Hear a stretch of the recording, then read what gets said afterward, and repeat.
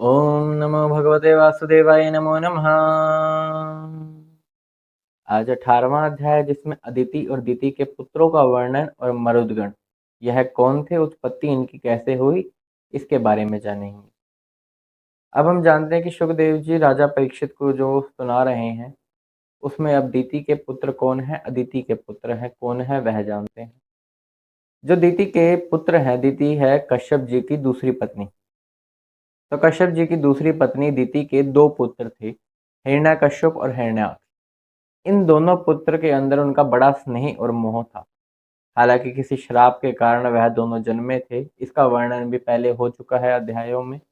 लेकिन विष्णु भगवान ने इंद्र का पक्ष लेते हुए इंद्र के कहने पर उन दोनों का वध कर दिया था। जैसा विधि का विधान था, जैसे श्री हरि चाहते थे, वह तो होना ही था। तो हिरण्याक्ष और हिरण्यकश्यप का वध हुआ तो दिति को सहन नहीं हुआ।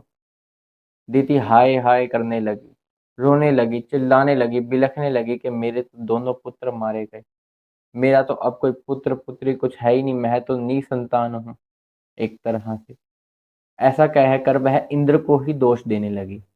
इंद्र को बड़ा ही बुरा भला कहने लगी कि ये क्रूर है, निर्दयी है, कितना पापी है, इसको तो नरक में भी जगह नहीं मिलनी चाहिए, इसका तो वध कर देना चाहिए। मैं चाहती हूँ काश मेरा एक ऐसा पुत्र हो जो बड़ा ही बलवान और अमर हो और जो इंद्र की हत्या कर दे।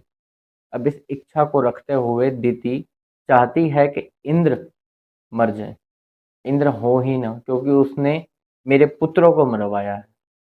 दिति ने ठान लिया कि अब ऐसा ही करूंगी मैं, चाहे मुझे कुछ भी क्यों ना करना पड़े। बस दिति लग गई सेवा में अपने पति की। उनके पति हैं कश्यप जी। अब कश्यप जी की दिन रात सेवा करने लगी, क्योंकि पति को ही देवता माना गया है। वेदों में साफ साफ इस बात का लिखा हुआ है कि स्त्रियों के लिए जो भगवान हैं उनके पति ही हैं। ऐसी कोई है ही नहीं चीज जो उनके लिए दुर्लभ हो लेके आना, क्योंकि पति को अगर भगवान माना गया है तो वह पति ही है जो अपनी पत्नी की सभी इच्छाओं को पूर्ण कर सकता है। जो पतिव्रता स्त्रियां होती हैं, उनको अपने पति देव की नित्य प्रति पूजा करनी चाहिए। पति चाहे किसी भी भगवान की उपासना करे, किसी भी भगवान को माने, लेकिन पत्नी को, एक स्त्री को अपने पति में ही भगवान दिखने चाहिए। वही एक पतिव्रता स्त्री होती है। हम बात कर रहे थे कि अब वह किस प्रकार से अपनी इच्छा पूर्ण करती है। तो दिति अब लग जाती है सेवा में कश्यप जी की। कश्यप जी को प्रसन्न करने में उनकी दिन रात सेवा करती है। मधुर भरी मुस्कान भरी चितवन से देखती है, पैनी पैनी तीखी तीखी नजरों से उनको देखती है, उनको प्रसन्न करती है कि किसी प्रकार कश्यप जी प्रसन्न हो जाएं। अब ब्रह्मा जी ने सृष्टि का जब निर्माण किया था तो अपने आधे अंग से स्त्रियों को बनाया ही ऐसे था कि वह अपनी इच्छा को पूर्ण करवाने के लिए इस सुंदरता का प्रयोग कर सके। उन्होंने उसी सुंदरता का प्रयोग किया। हालांकि कश्यप जी बड़े ही विद्वान थे, बहुत ही शुद्ध बुद्धि थी और बड़े ही सुलझे हुए थे, लेकिन वह अपनी इंद्रियों के वश में हो ही गए एक स्त्री के कारण। अब उस स्त्री ने अपनी इच्छा को पूर्ण करवाने के लिए कश्यप जी को प्रसन्न किया और कश्यप जी बोल बैठे कि मांगो, तुम्हें क्या मांगना है, मैं तुमसे प्रसन्न हूँ। तुम जो कहोगी वह पूरा होगा, तुम जो मांगोगी वह मैं तुम्हें दूंगा। बस अदिति के लिए यह बहुत ही अच्छा मौका था। उन्होंने अपना कश्यप जी को कहा कि मुझे एक ऐसा पुत्र चाहिए जो अमर हो और जो इंद्र का वध कर दे। इंद्र के वध के लिए उन्होंने कश्यप जी से एक पुत्र मांगा। कश्यप जी मन ही मन कहने लगे, अब तो मैं इंद्रियों के द्वारा मारा गया, अब तो मैं फंस गया इस स्त्री के जाल में। हालांकि यह स्त्री मेरी पत्नी है, इसने मेरी बड़ी ही सेवा की है, लेकिन इसने जो मांगा है यह अधर्म है और मैं इस अधर्म में फंस गया हूँ। मुझे समझ नहीं आ रहा कि मैं क्या करूँ। वह अपनी पत्नी के बारे में और स्त्रियों के बारे में सोचने लगते हैं। इस प्रकार कहते हैं कि यह तो एक कमल के समान है। स्त्रियां किसी से प्रेम करती ही नहीं है, इनका स्वभाव ही ऐसे होता है। जैसे कमल बाहर से बहुत ही अच्छा दिखता है, तो इनकी यह जो बोली होती है मीठी मीठी, यह भी बड़ी ही अच्छी और सुहावनी सी लगती है। लेकिन इनका जो यह हृदय है, यह बड़ा ही पैना होता है और ये मौका देखकर वार कर देती हैं।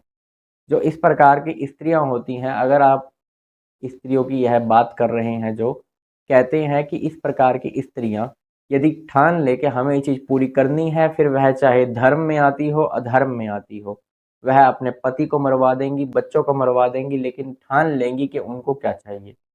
ऐसा पिछले अध्यायों में भी देखा गया है कि और रानियों ने किसी रानी के पुत्र को मरवा डाला।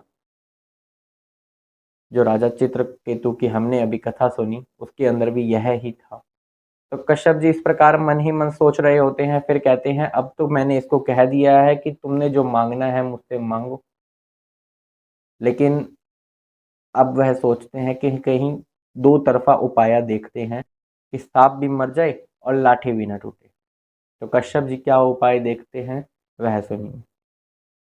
कश्यप जी कहते हैं चलो ठीक है, मैंने तुम्हें कहा है कि तुम्हें जो चाहिए मैं तुम्हें दूंगा, लेकिन जो एक शर्त है कि तुम्हें एक व्रत का पालन करना पड़ेगा 1 वर्ष तक। उस व्रत का नाम है पुंसवन व्रत। अगले अध्याय में इस व्रत का पूर्णतः वर्णन होगा कि यह व्रत किस प्रकार होता है और किस प्रकार करने से हमें किस चीज़ की प्राप्ति होती है। दीति कहती है मुझे मंजूर है, आप जैसा कहेंगे इस व्रत में जो करना है वह मुझे बता दीजिए। आप जिस प्रकार कहेंगे वो खाऊंगी, जिस प्रकार कहोगे वो पीऊंगी, जैसे कहोगे वैसे रहूंगी, लेकिन मुझे पुत्र चाहिए ही चाहिए, और वो जो इंद्र की हत्या करे।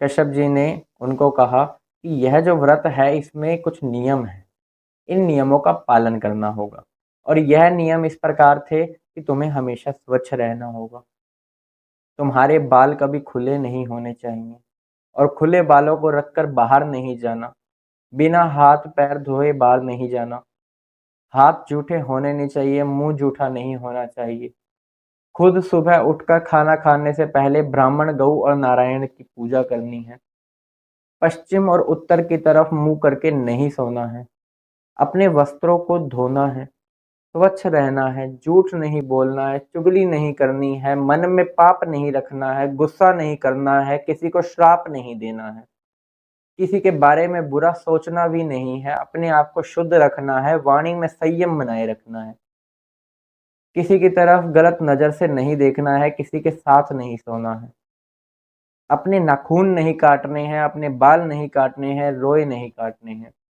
तुम्हें इसी प्रकार इस व्रत का पालन करना है। हाथ पैरों को धोकर ही सोना है, उससे पहले सोना भी नहीं है। तो इस प्रकार के कुछ नियम उन्होंने बताए, बाकी पूर्णतः वर्णन अगले अध्याय में होगा।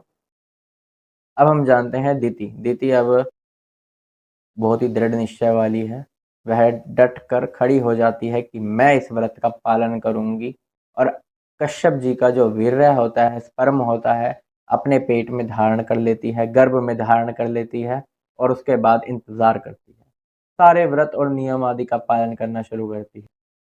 अपनी इच्छा को पूर्ण करने के लिए उसने किसी चीज की कोई कमी नहीं छोड़ी। स्नान इत्यादि का, आचमन का, जूठे मुंह का, हर प्रकार से, हर तरीके से, हर नियम का ध्यान रखा।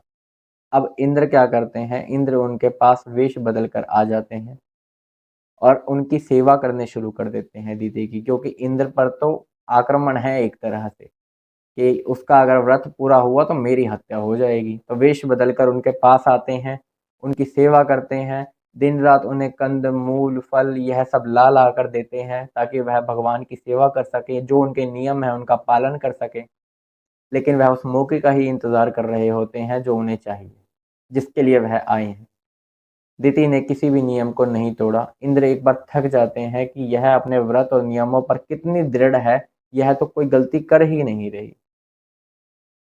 लेकिन जैसे जैसे समय बीतता रहता है और उसके कारण वह दुर्बल हो जाती है, कमजोर हो जाती है, और एक शाम को वह अपना नियम तोड़ बैठती है।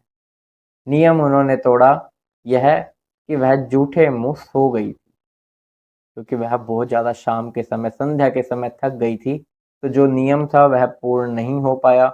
अब इंद्र को इसी मौके की तलाश थी। इंद्र दिति के गर्भ में चले जाते हैं। वहां देखते हैं कि एक सोने के समान चमकता हुआ गर्भ है दिति के गर्भ में।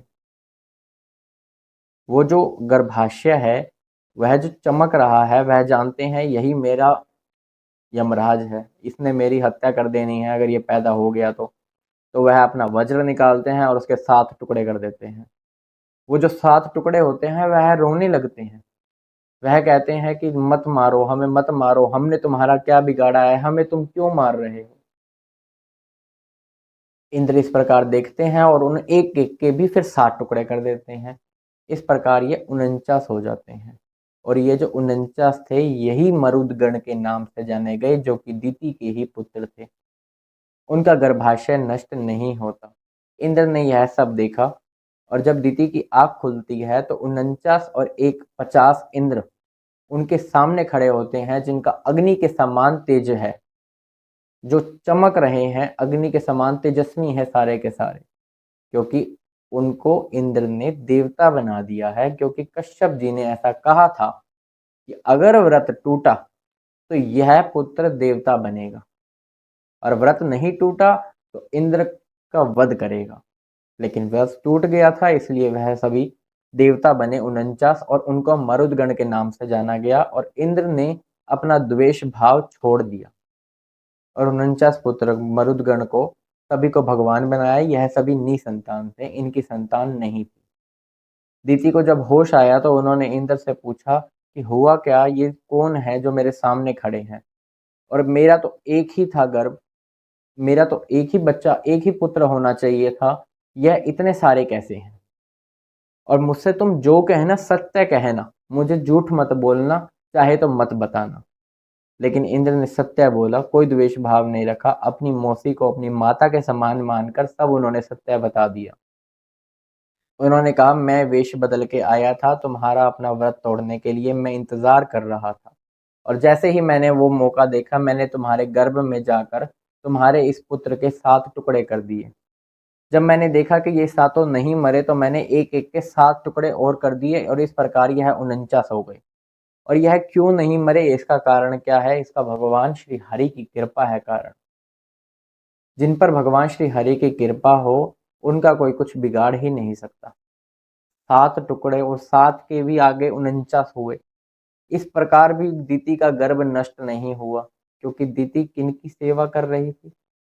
जो कश्यप जी ने नियम बताया था कि सुबह उठकर ब्राह्मण, गौ, इनकी सेवा करनी है और नारायण भगवान की पूजा करनी है।